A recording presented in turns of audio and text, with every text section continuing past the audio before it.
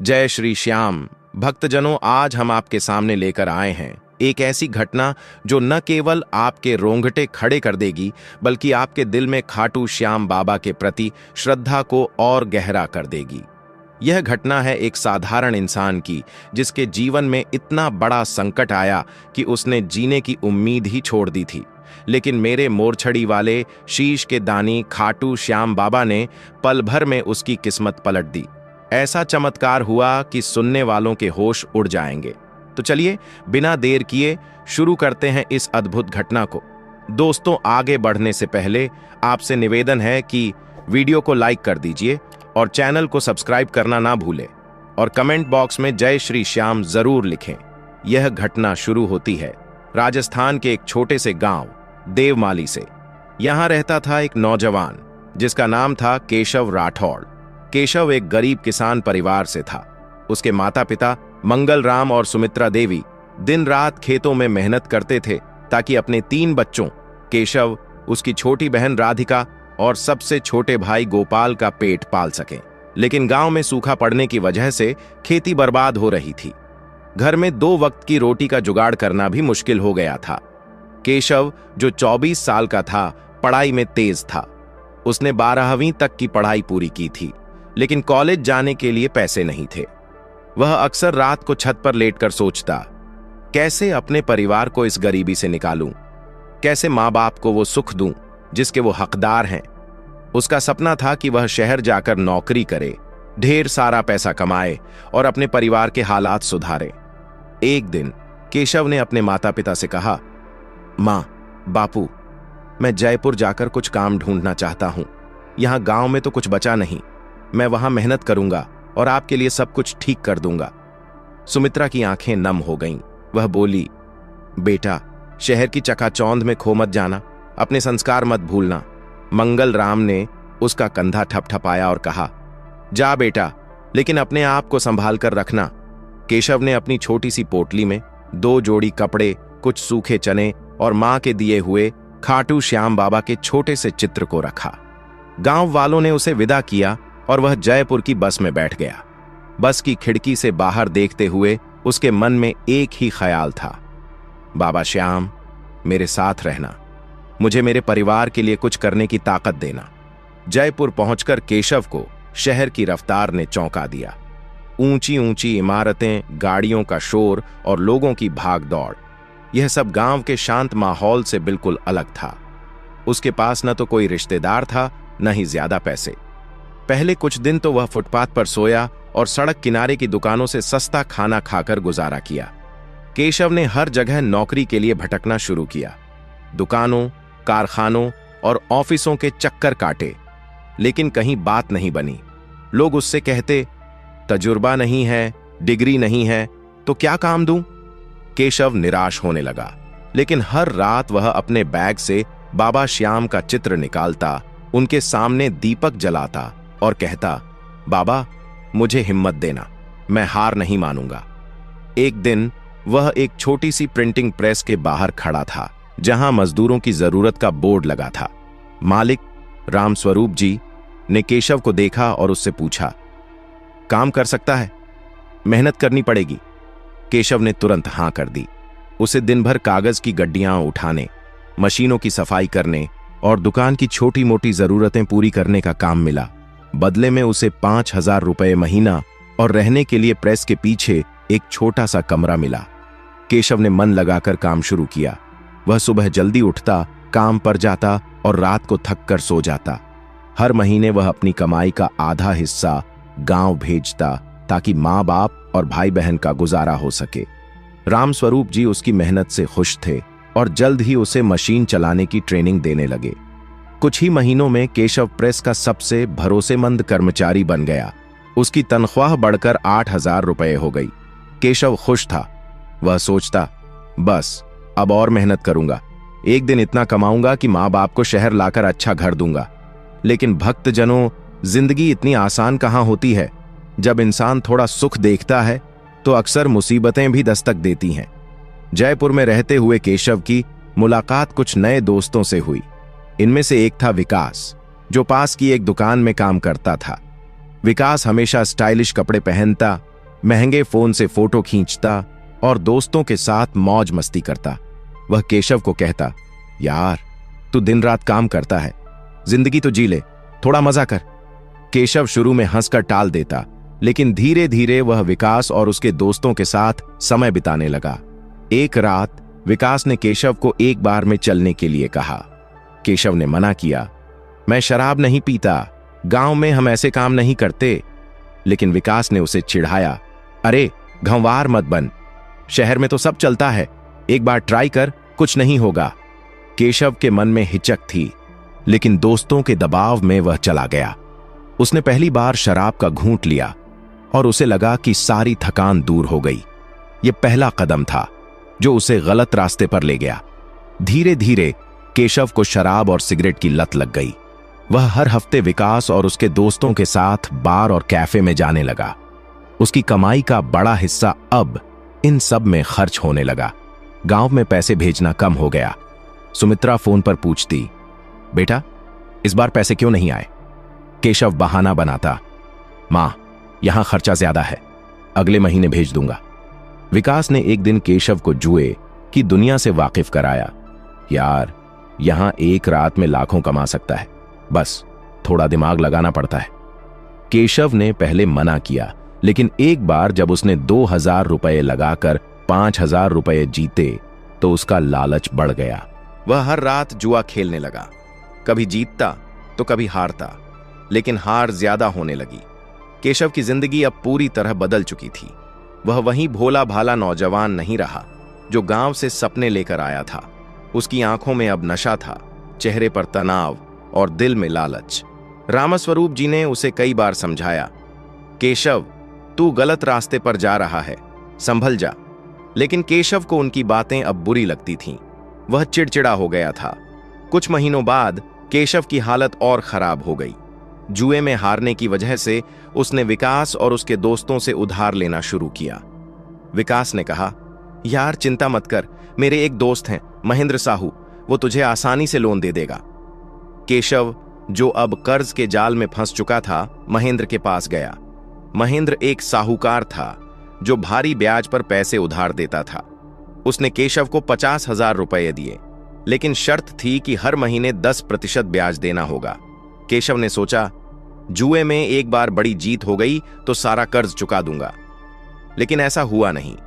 वह और ज्यादा हारता गया। कर्ज बढ़कर 2 लाख रुपए हो गया।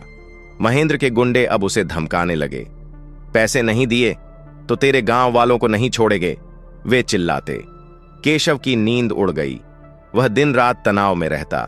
प्रेस में उसका काम बिगड़ने लगा। रामस्वरूप जी ने आखिरकार उसे नौकरी से निकाल दिया। अब केशव के पास न नौकरी थी, न पैसे और न ही कोई उम्मीद। वह अपने किराए के कमरे में अकेला बैठा रोता। उसे अपनी गलतियां याद आती। वह सोचता, मैंने मां बाप के संस्कारों को ठुकराया, बाबा श्याम के चित्र को भी महीनों से नहीं देखा, मैंने सब कुछ बर्बाद कर दिया। कर्ज के बोझ और गुंडों की धमकियों से तंग आकर केशव ने एक खतरनाक फैसला लिया। वह अपनी जिंदगी खत्म करना चाहता था। एक रात केशव अपने कमरे में अकेला था। उसने अपने बैग से एक पुरानी रस्सी निकाली और उसे पंखे से बांधने लगा। उसकी आंखों में आंसू थे। वह बड़बड़ाया, मां, बापू, मुझे माफ करना, मैं आपके सपनों को पूरा नहीं कर सका। उसने रस्सी का फंदा अपने गले में डाला और कुर्सी पर चढ़ गया। जैसे ही वह कुर्सी को लात मारने वाला था, तभी बाहर से एक मधुर आवाज सुनाई दी, जय श्री श्याम, हारे का सहारा, बाबा श्याम हमारा। यह एक भजन था जो पास के मंदिर से आ रहा था। केशव के कदम रुक गए। उसका दिल धड़कने लगा। उसे अपने गांव की याद आई, जहां मां हर सुबह श्याम बाबा का भजन गाती थी। उसने फंदा उतारा और पंखे से रस्सी खोल दी। वह कमरे के कोने में बैठकर फूट फूट कर रोने लगा। बाबा, मैंने बहुत गलतियां की, क्या आप मुझे माफ करेंगे? क्या मेरी जिंदगी में अब कोई उम्मीद बची है? उसी रात केशव ने अपने बैग से बाबा श्याम का चित्र निकाला। उसने उसे साफ किया और सामने रखकर दीपक जलाया। वह घंटों रोता रहा और बाबा से माफी मांगता रहा। बाबा, मुझे एक मौका दो, मैं अपनी जिंदगी सुधारना चाहता हूं, मेरे परिवार को मेरी जरूरत है। उसे नहीं पता था कि उसकी यह पुकार बाबा तक पहुंच चुकी थी। अगली सुबह केशव को थोड़ा हल्का महसूस हुआ। उसने फैसला किया कि वह गांव वापस जाएगा और अपने परिवार के साथ नई शुरुआत करेगा। लेकिन उसके पास बस का किराया भी नहीं था। वह सड़क पर भटक रहा था। तभी उसकी नजर एक छोटे से मंदिर पर पड़ी। मंदिर के बाहर लिखा था, खाटू श्याम मंदिर। केशव के पैर अपने आप मंदिर की ओर बढ़ गए। मंदिर में एक बुजुर्ग पुजारी हरिप्रसाद जी भजन गा रहे थे। केशव मंदिर के कोने में बैठ गया और भजन सुनने लगा। भजन खत्म होने के बाद हरिप्रसाद जी ने केशव को देखा और पास बुलाया। बेटा, तुम परेशान क्यों दिख रहे हो? क्या बात है? केशव ने सारी बात बता दी, अपनी गलतियां, कर्ज और जिंदगी से हारने की कहानी। हरिप्रसाद जी ने मुस्कुराकर कहा, बेटा, जब तक श्याम बाबा का सहारा है तब तक कोई हार नहीं सकता। तुमने उनसे माफी मांगी तो अब उनकी कृपा तुम पर बरसेगी। उन्होंने केशव को एक छोटा सा श्याम बाबा का लॉकेट दिया और कहा, इसे हमेशा अपने पास रखना और आज रात मंदिर में होने वाली श्याम भक्ति जागरण में जरूर आना। केशव उस रात जागरण में गया। वहां सैकड़ों भक्त श्याम बाबा के भजन गा रहे थे। केशव भी भजनों में डूब गया। तभी जागरण में एक शख्स आया जिसका नाम था नंद किशोर शर्मा। नंद किशोर एक बड़े व्यापारी थे जो खाटू श्याम बाबा के परम भक्त थे। वह हर साल जागरण में हिस्सा लेते और जरूरतमंदों की मदद करते। जागरण के बाद नंद किशोर की नजर केशव पर पड़ी। उन्होंने हरिप्रसाद जी से केशव की कहानी सुनी। नंद किशोर ने केशव को पास बुलाया और कहा, बेटा, मैं तुम्हारी मेहनत और सच्चाई से प्रभावित हूं। तुमने अपनी गलतियां मानी और यह बहुत बड़ी बात है।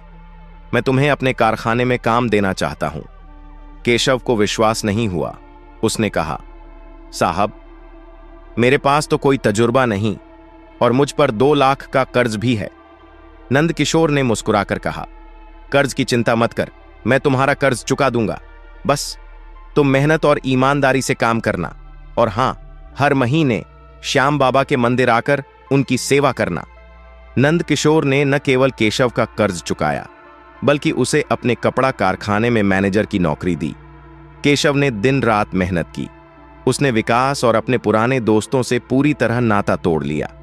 हर महीने वह अपनी तनख्वाह का कुछ हिस्सा गांव भेजता और श्याम बाबा के मंदिर में दान करता।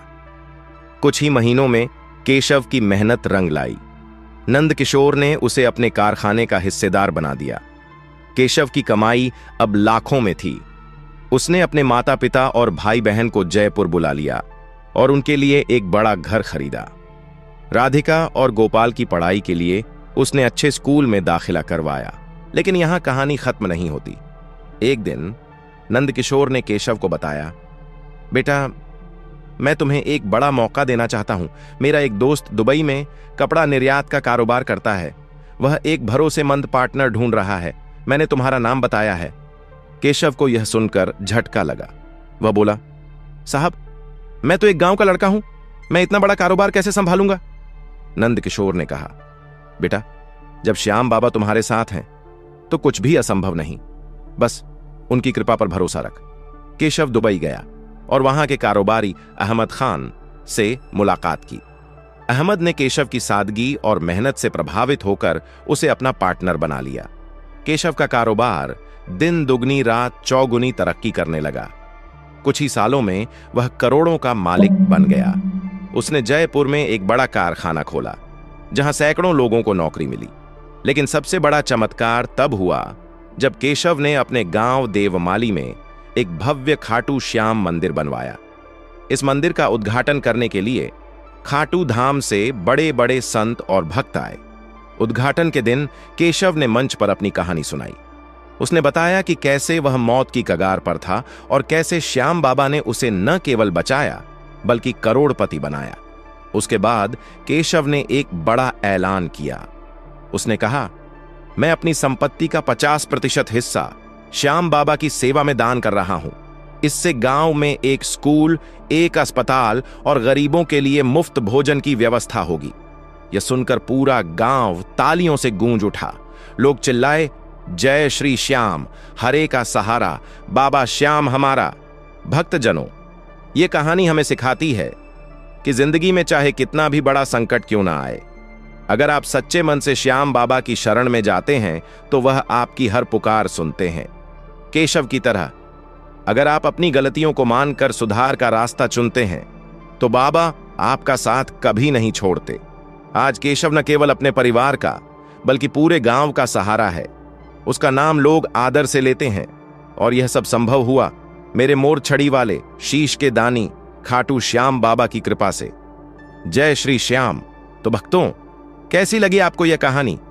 इस कहानी को अपने दोस्तों और परिवार के साथ शेयर जरूर करें और वीडियो को लाइक करके चैनल को सब्सक्राइब जरूर करें। श्याम बाबा की कृपा से आपकी जिंदगी में भी चमत्कार जरूर होगा। बोलिए, हरे का सहारा, बाबा श्याम हमारा। जय श्री श्याम।